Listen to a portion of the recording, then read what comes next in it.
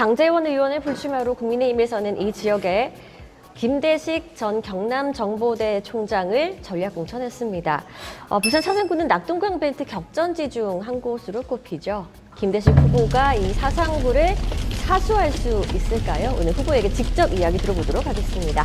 안녕하세요. 안녕하세요. 예. 네. 후보님은 항상 볼 때마다 얼굴이 더 좋아진다는 걸 느끼는데 비결이 뭔가요? 늘 긍정의 힘입니다. 언제든지 반드시 내가 목표한 것을 달성할 수 있다라는 그런 가능성을 늘 가지고 있기 때문에 늘 희망찬 얼굴이죠. 그죠? 네. 네. 자, 그러면 첫 질문 저희가 좀 쉽게 가야 하는데 예. 긍정 이야기가 나왔으니까 제가 예. 조금 무거운 질문 예. 하고 가겠습니다. 민주당에서는 벌써 이제 원팀으로 뭉쳤어요. 예. 자, 그런데 사상에서는 원팀이면 좋겠는데 아직 그런 모습이 확연히 드러나지가 않아서 조금 당원들도 좀 걱정이 우려에 섞인 목소리가 조금씩 들리는 것 같은데 지금 분위기 어떻습니까? 우리 당원들하고 사상 구민들은 너무 걱정 안 하셔도 될 것 같습니다. 그런 부분은 왜냐면은 상대에 우리가 같이 열심히 뛰다가 또 입장을 바꿔놓고 생각하면은 상당히 그분도 좀 속이 상하겠죠. 그러나 이제 조금 여백의 시간이 좀 필요하다. 그래서 그분이 이제 가족 여행을 떠난 걸로 알고 있어요. 돌아오시면은 제가 함께 원팀으로 가는데 최선을 다하겠다 이런 말씀을 드리고 그분이 이제 내려놓겠다 이런 말씀을 하실 때 우리 국민의힘을 위해서 자기가 역할을 하겠다. 이런 말씀에서 그 자체가 저는 원팀이 아닌가 이렇게 생각을 합니다. 예. 알겠습니다. 그럼 돌아오시면은 이제 같이 이제 하자. 그렇죠. 손을 그러면 저는 그렇게. 알겠습니다. 이 긍정의 분위기를 그대로 예. 오늘 인터뷰를 끝까지 이어가도록 하겠습니다. 보통 저희가 이제 기자들과의 대담으로 이어가는데 오늘은 또 의도치 않게 이렇게 공개 방송이 돼버렸어요. 자, 오늘 오신 분들께도 이제 카메라 보시고도 이제 오늘 오신 분께도 인사 먼저 부탁드립니다. 네, 저를 사랑해 주시고 도와주시는 우리 당원 동지 여러분 그리고 사상 구민 여러분 정말 반갑습니다. 제가 이 방송을 통해서 늘 인사를 드리지만은 저는 준비가 되어 있습니다. 그리고 검증이 되어 있습니다.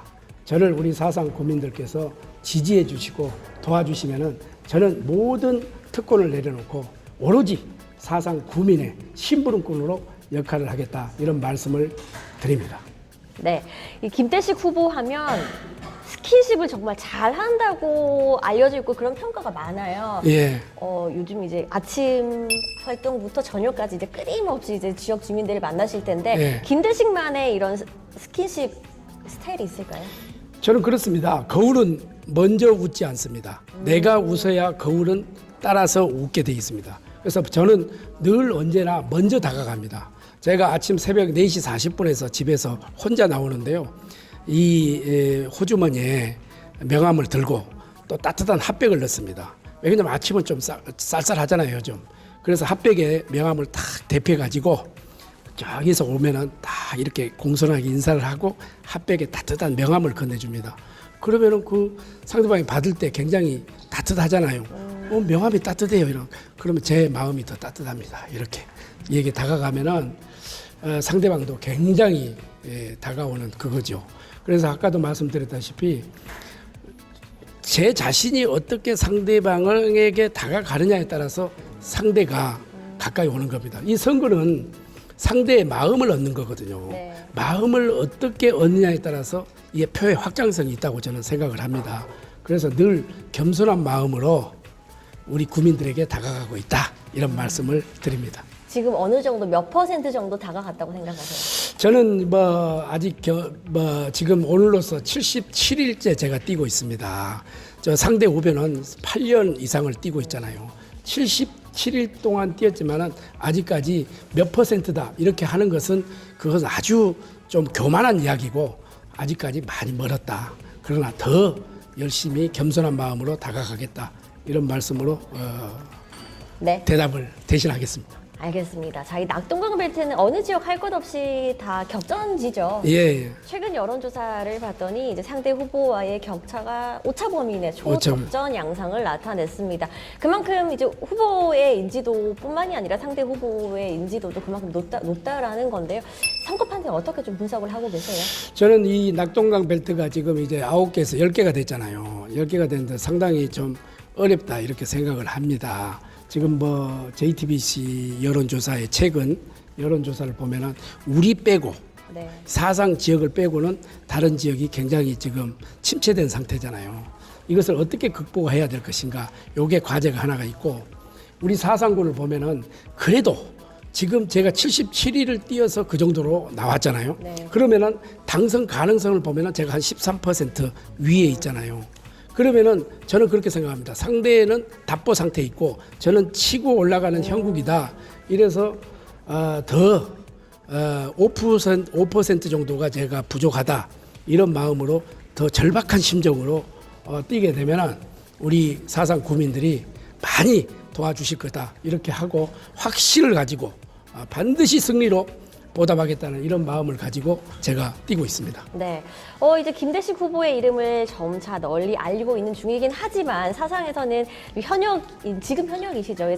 장제원 의원 또 이제 계시고 최근에 또 이제 한동훈 위원장도 오셨잖아요. 예. 근데 그 바람이 또 큰 한 몫을 했다고 생각하세요? 그렇습니다. 저는 우리 한동훈 위원장이 낙동강 벨트를 이렇게 찾아서 한번 와줌으로써 굉장한 효과가 크다 이렇게 생각하고 그때 제가 처음부터 끝까지 좀 수행을 하면서 같이 구포시장을 돌아봤는데 한동훈 위원장의 바람은 확실히 있다 이렇게 네. 생각을 하고 이것을 기점으로 해서 우리 낙동강 벨트가 더 이렇게 치고 올라가는 그런 형국이 아니겠나 이렇게 생각을 하고 선거가 본격적으로 돌입되면은 한동훈 위원장이 이 부산 사상에 한번 오실 거다 이렇게 네. 생각을 하고 우리 사상 구민들과 함께 만나는 그런 시간을 갖도록 그렇게 하겠습니다. 알겠습니다. 또 정책 선거를 제안을 하셨습니다. 이거는 뭐 네거티브를 지양하겠다 뿐만이 아니라 그만큼 한편으로는 또 정책적으로 그만큼 내 공약이 잘 준비되어 있다라고도 들려요. 그렇습니다. 네. 앞서서도 나는 준비되어 있다, 준비된 후보다라고 말씀을 하셨는데 큰 공약 한 2가지 정도로 좀 짚어주시죠. 그렇습니다. 지금 여야 관계 없이 지금 막말을 하게 되면 지금 낙마한 그런 상태잖아요. 네. 그만큼 우리 국민들이 참 똑똑하다, 수준이 있다 이렇게 저는 보고 제가 먼저 그런 제안을 했습니다. 네거티브 선거를 하지 않고 반드시 이런 정책 선거를 하자. 이렇게 보고 저는 풍부한 경험을 가지고 있고 준비된 후보이기 때문에 여러 정책들이 있습니다. 제일 먼저 이제 큰 공약으로 보면은 이 구치소가 부산시 이 선정위원회에서 이게 합의가 됐지 않습니까? 이것을 빨리 지금 구치소를 옮기고 그곳에 문화회관을 좀 지어서 우리 사상 구민들의 문화를 즐기고 또 젊은이들이 정주할 수 있는 오페라라든지 공연을 볼 수 있는 그런 터전을 좀 만들어야 되겠다. 그게 하나고요. 네. 엄궁동 쪽에 보면은 사실은 이게 저평가가 돼 있어요. 네. 이 저평가가 돼 있는데 지금 도로 인프라는 지금 저 하단에서 이 사상역까지 요게 지하철로 되고 그러면 그리고 자유형 중고등학교가 지금 들어오지 않습니까? 네. 그러면 그가 교육 특구가 되고 지금 재개발을 하고 있어요. 그러게 되면은 서부산 중심지가 그곳이 될 것이다. 이렇게 보고 감전동 쪽으로 이렇게 넘어오면은 이제 학장동 쪽으로 넘어오면은 서부산 청사가 들어옵니다. 서부산 청소가 그게 하나가 딱 들어와서 그게 개발한 게 아니라 네. 그 전체를 제가 스마트 시티로 바꾸려고 합니다. 왜 그러냐면은 60년대, 70년대 사상이 굴뚝산업으로 발전을 했잖아요. 그러면 사람이 먼저 온 게 아니라 공장이 먼저 와서 사람이 온 거 아닙니까? 네. 이것을 패러다임을 완전히 바꿔줘야 된다. 왜? 일자리는 많아요. 그런데 우리 MZ 세대들이 자기가 하고 싶은 일을 해야지 요즘 억지로 다 일자리를 만드는 건 아니잖아요. 그래서 제가 여러 가지로 조사를 해왔습니다. 부산에 대학생들이 졸업을 하고 부산에 정주하는 인구가 얼마나 될까? 네. 30% 왔다 갔다 합니다. 거의 대부분 부산을 떠난다는 거죠. 그러면 여기에 부산에 정주할 수 있는 것은 이 젊은이들이 필요로 하는 기업을 유치를 해야 되지 않겠습니까? 그래서 그 부분은 기업을 유치하는 거고 요 삼락천 이제 감전천 쪽으로 오게 되면 이게 르네 시대가 있어요. 네. 그게 이제 이 하천이 있는데 이 하천이 굉장히 아름다운 하천이에요, 사실은.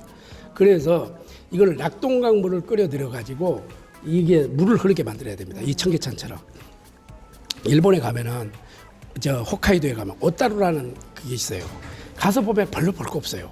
그런데 왜 거기가 전 세계에서 몇 천만 명의 관광객이 오느냐? 컨텐츠가 있다는 겁니다. 네. 거기는 원래 고기 창고였어요. 생선 창고. 창고를 개발해서 문화의 컨텐츠로 바꿔줬단 말이죠.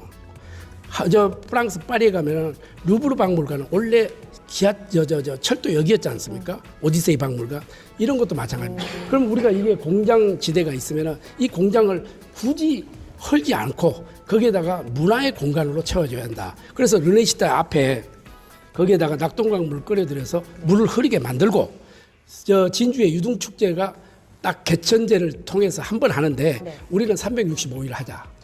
그래서 젊은이들이 끌어오는 거다. 그리고 이제 4월이 되면 벚꽃 길이 있잖아요. 이 진해보다 몇 배가 크기 때문에 그러면은 일본의 후쿠오카에서 30분이면 오니까 그 다음에 지금 한한령이 풀리지 않아서 중국에서 관광객이 안 오는데 샹하이에서 2시간이면 올립니다. 그래서 여기에서 하고 르네시대 이 자체를 지금 의류 이거로 하는 게 아니라 완전 문화의 컨텐츠로 만들어서 전체 일본 오타루처럼 이걸 벤치마킹해서 한번 문화의 특구를 한번 만들어보자. 그리고 이제 삼락 생태공원이 있습니다. 이 생태공원은 순천 정원만 박람회보다 2.8배가 큽니다. 2.8. 그러면은 이게 3년 후에 국가정원이 만들어질 수 있어요. 이거를 좀 통해서 생태공원으로 만들고 그리고 나서 이제 덕포에 가면은 한일 시멘트 이 공장 이 부지를 빨리 지금 옮겨야 됩니다. 그리고 덕포역이라면 조금 진보하지 않습니까? 덕포역 해놓고 가운데 부산 도서관역 이름을 붙여주는 겁니다. 그래야 이게 이것은 뭔가 좀 아카데믹하는 역이구나. 이래야 젊은이들 올 거 아니에요. 그리고 이제 경부 지하 전철 이거를 문재인 정부 때 했다고 하는데 문재인 정부 때 시작을 해가지고 오거돈 시장이 돈을 확보해서 쓰지를 않았어요. 다시 그래서 불용 예산으로 정부에 귀속이 됐습니다. 그거를 장제원 의원이 끄집어내서 예산을 확보해놨단 말이에요.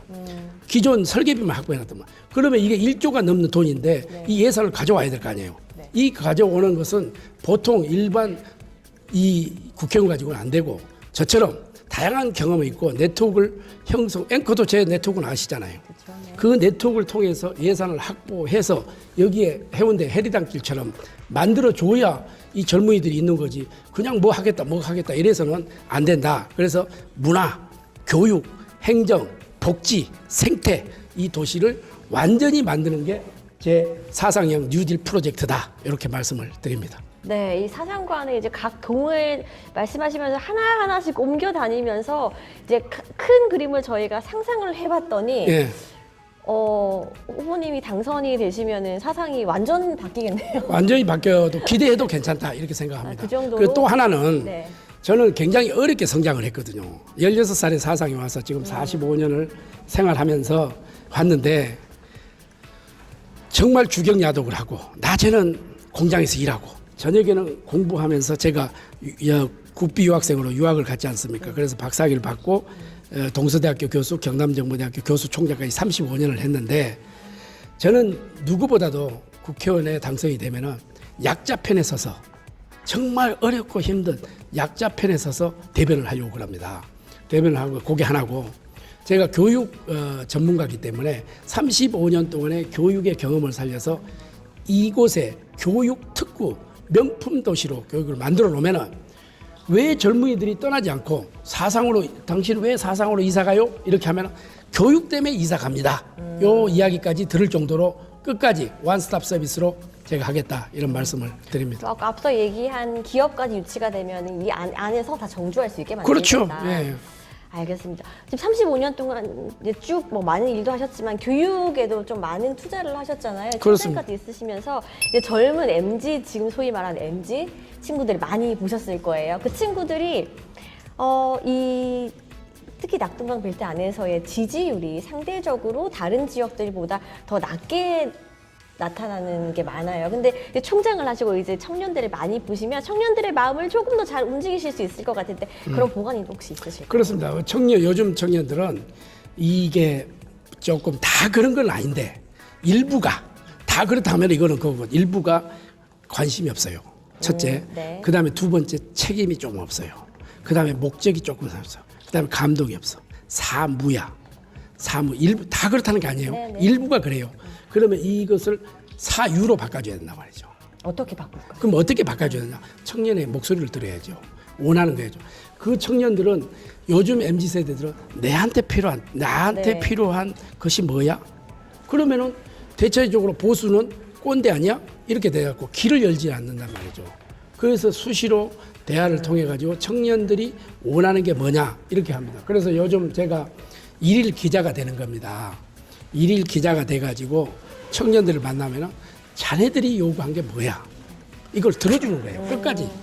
지금까지는 들어주지 않았다면 뭐야 이거 이래놓고 일방적이었단 말이죠. 네. 탑다운 방식이었단 말이죠. 그래서 끝까지 들어주면은 그것을 메모를 다 해놓고 동네도 마찬가지예요. 12개 동을 내가 쭉 돌면서 다 물었습니다. 우리 동네에 필요한. 그러니까 대체적으로 뭐 구치소 이전하고 뭐 다리 놓고 뭐 하는 것도 중요하지만은 실질적으로 우리 동네에 뭐가 필요하느냐. 네. 이것을 다 메모를 했습니다. 그래서 요번에 공약집에 그 동네 작은 소리도 목소리도 듣겠다. 이렇게 해서 제가 파고들어서 그거를 메모해서 이번에 공약집에 네. 실어놨습니다. 그래서 그런 부분은 제가 국민권익위원회 내가 부위원장 차관을 했지 않습니까? 국민의 고충과 기업의 애로를 듣고 해결해주는 기관 아닙니까? 암행어사 기관 아닙니까? 그래서 내가 누구보다도 어떤 목소리를 듣고 어떻게 민원을 해결해야 된다. 이 방법은 내가 자신 있다. 이렇게 네. 생각을 해서 바로 그거는 실천을 하고 우문현답, 우리의 문제 현장에 답이 있는 겁니다.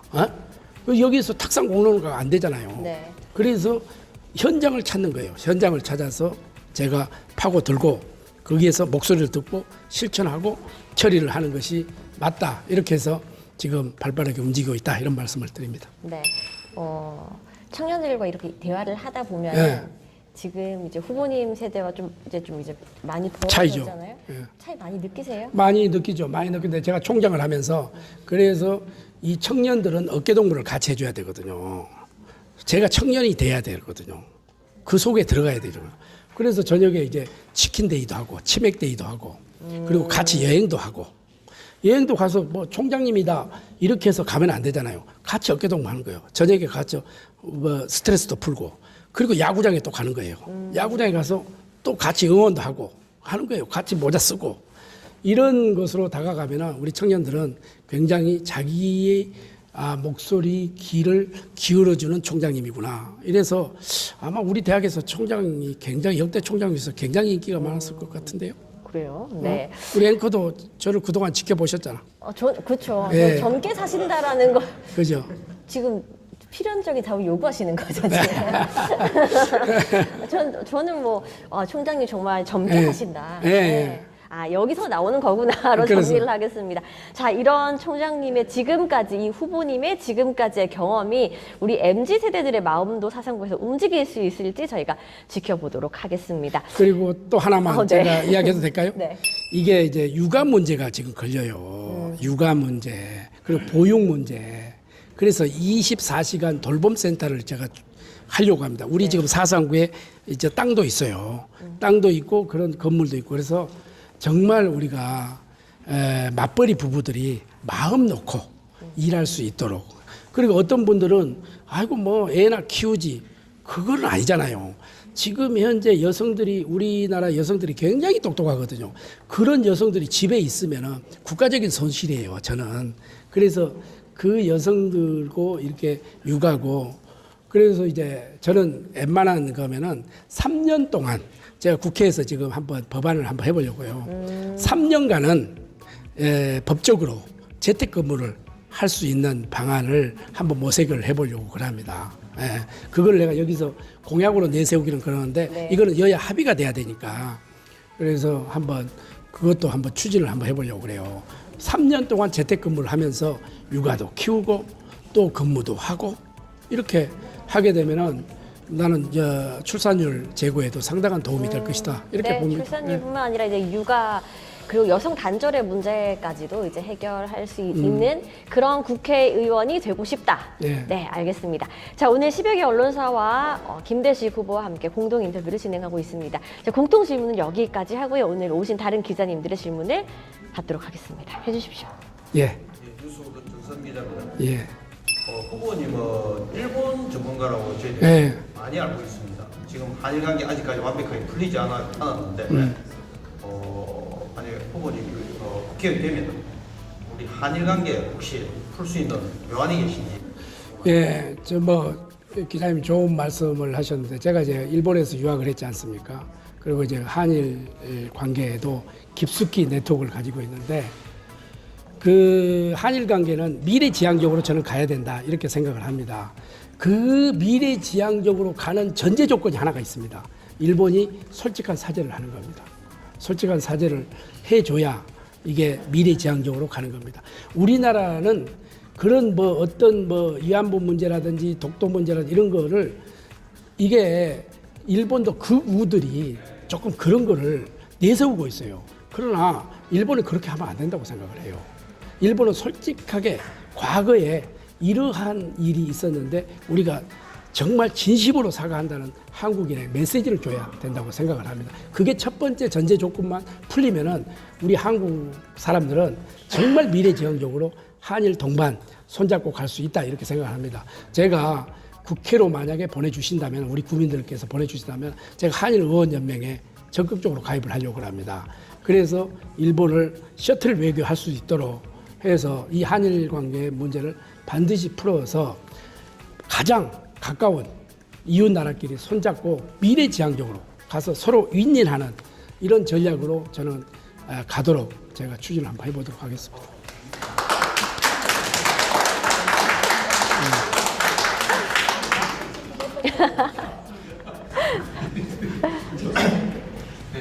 네, 예. 수원 기자입니다. 예. 이제 최근에 며칠 안 된 것 같은데요. 이제 사상의 안전보건정보기관을 유치합니다. 예. 말씀해 주셨는데 어떤 취지에서 그렇게 해주셨는지. 그게 이제 제가 이제 공약 중에 하나인데 사상에 공단이 좀 많지 않습니까? 그런데 이게 지금 부산에 딱 한 군데가 금정구에 있는 걸로 알고 있어요. 그래서 이거를 사상으로 좀 이전을 해야 되겠다. 안 되면은 분수라도 만들어야 되겠다. 왜? 현장에 제가 우문현담 현장에 답이 있다고 그랬잖아요. 그러면은 가장 공장이 많이 밀집해 있고 또 생산 시설이 있는 곳, 위험 요소가 있는 곳이 사상인데 금정보다 우리가 더 위험 요소가 많다 이렇게 생각을 하고 그거를 반드시 유치를 하겠다 하는 거고 그렇게 해서 우리 기업뿐만 아니라 우리 근로자들이 윈윈하는 이런 전략으로 가서 제가 그거를 유치를 반드시 해 오겠다 하는 공약을 내세웠습니다. 예. 질문을 더 해버려가지고. 네. 그러면은 여기 네. 후보님은 문화에도 상당히 식견이 있는 걸로 예. 알고 있습니다. 대표적인 부산의 국제음악 행사인 마루국제음악제의 조직위원장을 제가 했습니다. 예. 우리 혹시 이 문화에 대한 지역에 대한 혹시 생각 이런 걸 한번 말씀해 주시면 저는 참 제가 전공이 문화 쪽인데 제가 부산 마루국제음악제 집행위원장도 하고 문화 쪽에서는 굉장히 많이 제가 그걸 했습니다. 우리 사상문화원 설립할 때 제가 문화원의 설립 이사도 했고 그래서 이게 문화에 관심을 갖고 앞으로는 문화의 시대가 됐습니다. 문화의 시대가. 지금 현재 현대자동차에서 지금 수백만 대의 자동차를 팔고 삼성전자에서 휴대폰을 애니콜을 수천만 대를 팔아도 지금 BTS 하나가 벌어들인 돈이 엄청나잖아요. 그렇듯이 문화가 가장 부산이 어떻게 보면 불모지입니다. 오히려 광주보다 더 떨어져 있고 대구보다 떨어져 있습니다. 이것은 물론 항구도시라는 그런 특색이 있어서 그런 점도 있지만은 지금 현재 부산은 이런 정서적으로 지금 왜냐면 우리나라 각 지방에서 다 모였거든요. 이것을 융합시키고 용광로에 녹여낼 수 있는 것은 딱 문화밖에 없다고 생각합니다. 그러면은 우리 지금 이제 북한에다가 오페라 하우스라든지 이렇게 지금 건립을 하고 있는데 저는 요게 조금 역대 시장들이 뭐 다 잘하셨지만은 요게 조금 집약적으로 좀 갔으면 좋겠다 이렇게 생각을 했는데 그거는 이제 이미 지나간 거고 그래서 오페라 하우스뿐만 아니라 그 오페라 하우스가 북한에 재개발해서 지금 저쪽 이 크루즈를 타고 오륙도에서 착 들어오면 부산이 야경이 한때는 6대 야경에 들어가 있었어요. 그러니까 이거 싱가포르라든지 그다음에 호주 시드니라든지 뉴욕의 맨하탄이라든지 그다음에 샹하이라든지 이런 항구 도시에 버금가는 이런 그 정착을 만드는 것이 문화거든요. 근데 문화가 너무나 부산이 좀 뒤떨어졌다 이렇게 생각합니다. 그래서 이 문화의 도시를 늘 내가 우리 부산의 공무원들하고도 제가 이야기를 하고 또 상공계하고 이야기를 하는데 이것은 어느 특정 단체에서 한다기보다도 우리 부산 시민들이 다 역량을 결집시켜 줘야 이게 정책이 되는 거거든요. 그래서 뭐 부산 국제영화제 한번 보십시오. 우리가 정착이 됐잖아요.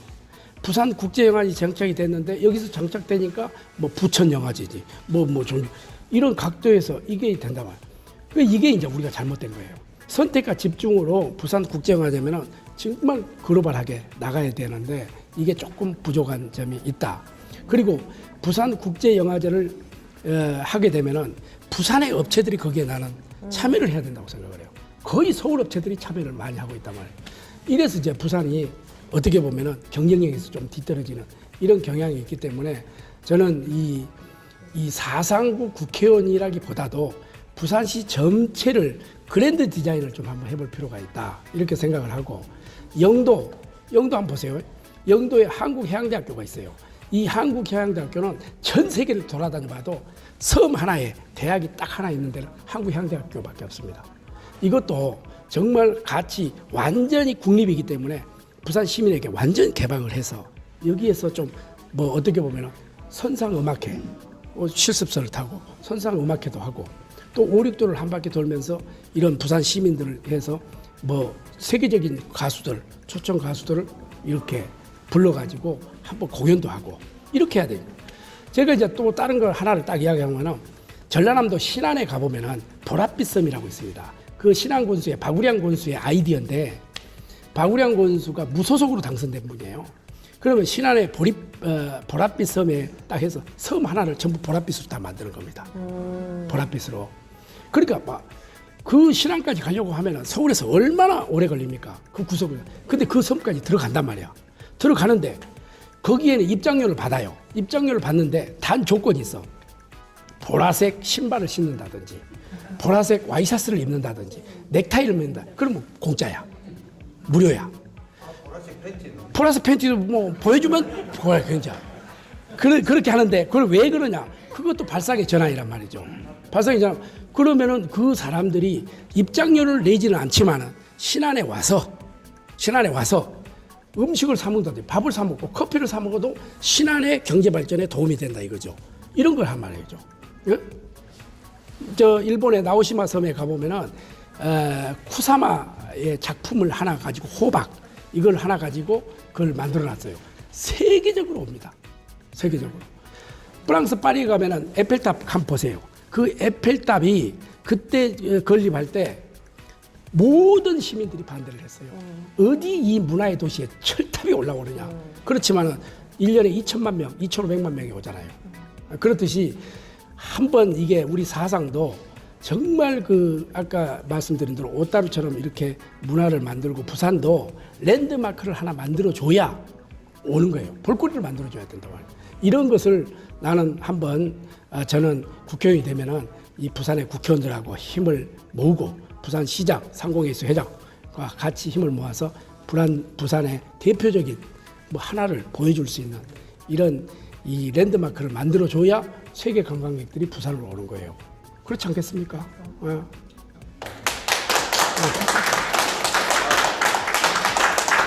반갑습니다. 이채희 기자. 예.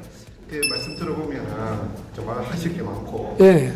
장기적인 플랜을 짜셔야 될 것 같습니다. 그렇습니다. 한번 해야 될 게 아니고 여러 번 하셔야 될 것 같은데 일단은 이번에 국회에 가시면은 그 어떤 위원회 소속을 참여하시고 그 이유는 무엇인지 알고 싶습니다. 제가 이제 아직까지 이제 뭐 그게 뭐 본인이 이제 원하는 건 우리 사상 발전을 위하면은 국토위나 산자위를 가야 될 것 같고, 제가 교육 전문가로서는 이게 교육위원회를 가야 될 것 같고, 그런데 저는 다양성을 좀 가지고 우선 실리 축으로 좀 하겠습니다. 우선은 우리 사상 발전을 이해해야 되니까, 그것을 제 원하는 대로 될 수도 있고 안 될 수도 있지만은 좀 산자위나 국토위 정도에서 가서 해야 이 지금 우리 사상 발전이 제 우선이니까 거기에 좀 참여를 하고, 제가 1호 법안은 우리 부산의 젊은이들을 위해서 법을 하나를 통과시킬 생각을 합니다. 뭐냐면은 할당제를 줘야 된다. 산업은행이 오고 기업이 오고 포스코나 무슨 삼성이나 이런 이 기업들이 오면은 부산에 정주하고 있고 특히 우리 사상에 정주하고 있는 학생들에게 몇 %를 법으로 정해라. 그러면은 예를 들어서 10%다. 그럼 90% 갖고 경쟁으로 뽑고 10%를 우리 사상 구민들, 우리 사상의 학생들을 중심으로 경쟁을 해라. 이렇게 지금 법안을 하나 좀 제가 내려고 그래요. 이것은 굉장히 우리 젊은이들을 부산에 정주시킬 수 있는 유일한 나는 대안의 하나다 이렇게 생각을 합니다. 네. 저 후보님 지금 제가 후보님 유튜브를 한 번씩 보는데 색소폰에 완전 전문가로 제가 알고 있는데 당선되면은 축하로 연주 한번 하실 의향이 있으시죠? 제가 색소폰 그거 있잖아요. 그걸 8개월 딱 배우고 그 연주한 겁니다. 8개월 배우고 했는데 그것도 해운대를 좀 알리기 위해서 했는데, 이야, 색소폰 그걸, 그런데 그게 음악에 제가 조예가 별로 없어요. 사실은 노래도 잘 모르고. 그런데 뭔가 참 남자로서 하나의 악기는 하나 다뤄야 되겠다. 왜? 나중에 정년하고 나서 은퇴하고 나서도 해야 되는데 부끄럽습니다. 그걸 8개월 배운 겁니다. 그래서 요즘 뭐 총장이 되고 나서 몇 년 동안 아예 색소폰을 잡아보지도 못했는데 앞으로 당선되면은 우리 그 하면은 우리 사상 구민들 위해서 한번 연주 한번 하도록 하겠습니다. 네. 자, 이제 뭐 국회의원이 된다면 1호 법안 어떤 것을 발의하겠다. 그리고 이제 당선이 된다면은 색소폰 연주까지 공약을 하셨습니다. 자, 기자들 개별 질문 여기까지 받도록 하고요. 오늘 또 이제 공개 방송처럼 됐잖아요. 이제 오신 분들께서 김대식 후보에게 이것만 바란다. 한두 분 정도 들어볼까요? 한 분 정도만 김대식 후보 이것만은 사상을 위해서 해달라. 아니면 뭐 지금이라도 뭐는 좀 해달라. 바란다.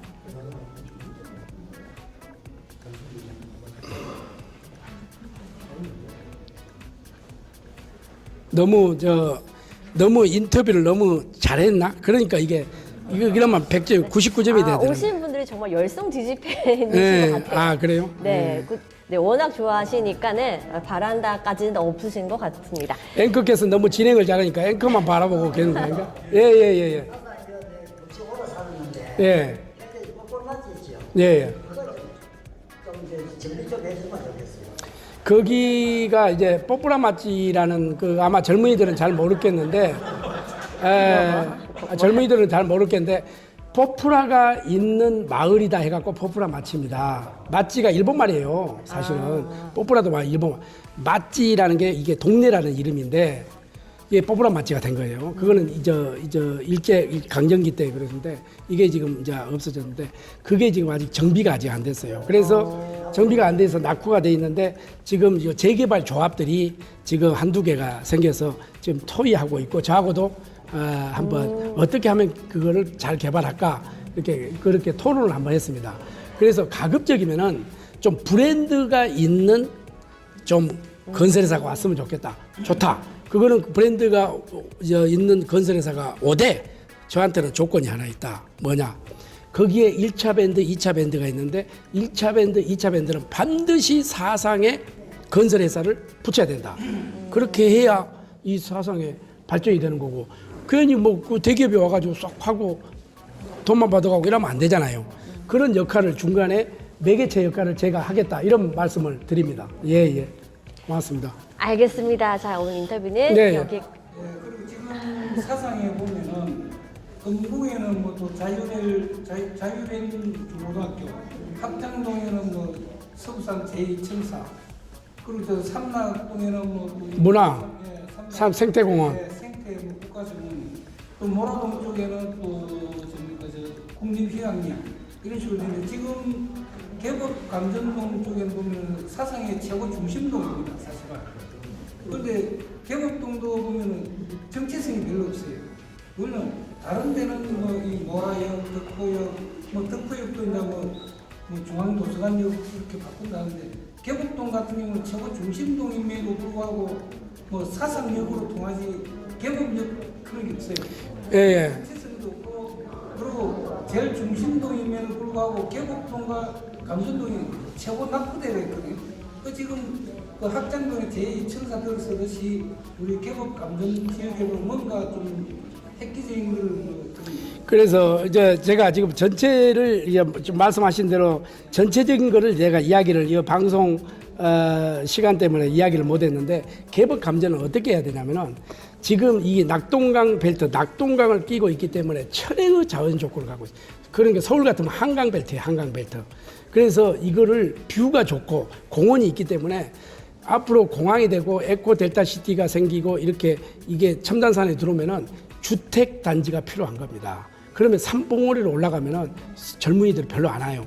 그래서 거기에는 이 규제가 풀어야 될 게 몇 가지가 있습니다. 풀고 나면은 거기에 이 감전천을 중심으로 해서 낙동강이 바라보는 석양 이거를 바라보는 아름다운 곳이 있거든요. 옛날에는 남양을 통해서 집을 지었잖아요. 그런데 요즘 뷰를 통해서 짓습니다. 서울도 압구정 보면은 옛날에 현대건설에서 그거 개발할 때는 전부 남양으로 하니까 요즘 거꾸로 한강을 보면 북향이 되는 거예요. 우리는 석양이 되는 거예요, 여기에.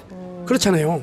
석양이 되기 때문에 요거는 앞으로 주택 수요가 많이 필요하기 때문에 거기는 주택, 그 다음에 오피스 이쪽으로 가는 게 맞다 이렇게 생각을 합니다. 저는 그래서 그렇게 지금 개발을 하려고 지금 하고 있고 사상이 정말로 몇 년 후에 정말 이게 서부산 중심이 아니라 부울경 메가시티의 중심이 저는 사상밖에 없다고 생각을 해요. 사상이 철의 조건을 갖고 있습니다. 도로 인프라 잘 돼 있습니다. 전철 잘 돼 있죠. 그 다음에 지금 부산역에서 확장을 고쳐가지고 이 사상역까지만 전철되면은요 도로 인프라 잘 돼 있죠. 공항 가깝죠. 그 다음에 경부고속도로, 구마고속도로 바로 빠져나가죠. 항만 가깝죠. 부산역 가깝죠. 그러니까 도로 인프라는 여기처럼 잘 돼 있는 부산이 없어요. 그래서 요거를 중심으로 하면은 사상이 정말 부울경 메가시티의 저는 중심 도시가 될 것이다. 이렇게 저는 확신을 하고 있습니다. 예. 네. 자, 이제 한 분씩 질문하니까 그 질문을 계속하고 싶어지시죠? 자, 그런데 저희는 시간 관계상 여기서 마무리하도록 하겠습니다. 후보님도 이제 계속 말씀하고 싶으시죠? 그렇죠. 그렇죠. 많으시죠? 예, 예. 네. 저희가 이제 당선이 되고 난 후에 되면 조금 더 이제 깊은 이야기를 나눠보는 시간을 갖도록 하겠습니다. 끝으로 이제 후보님 카메라 보시고 우리 사상 구민들께 한 말씀 해주시죠. 예, 존경하는 사상 구민 여러분, 사랑하는 우리 사상 구민 여러분, 저 김대식은 정말 35년 동안 이 사상에서 교육자로서 우리가 전문가로서 활동을 했고 또 정부의 부름을 받고 대통령직 인수위원을 했습니다. 그리고 국민 역량 결집하는 대통령 직속의 민주평화통일자문회의 사무처장을 했습니다.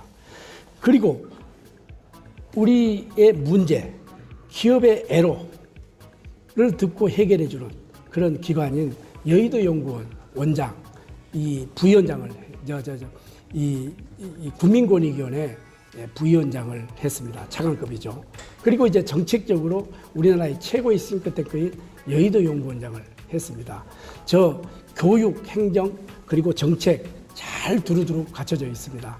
저는 우리 사상 구민들에게 말씀을 드립니다.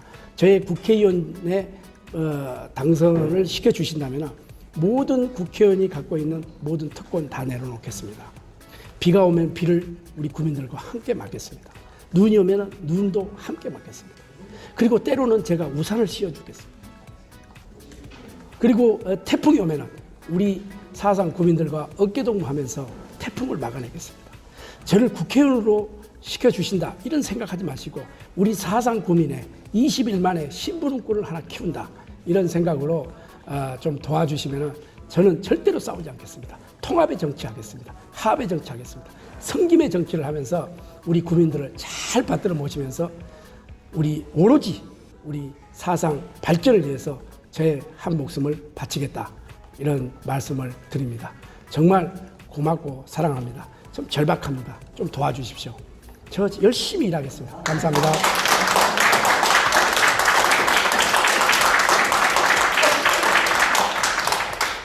네, 오는 4월 10일은 부산 사상군의 또 다른 새로운 변화를 일으킬 새로운 적임자를 선택하는 날입니다.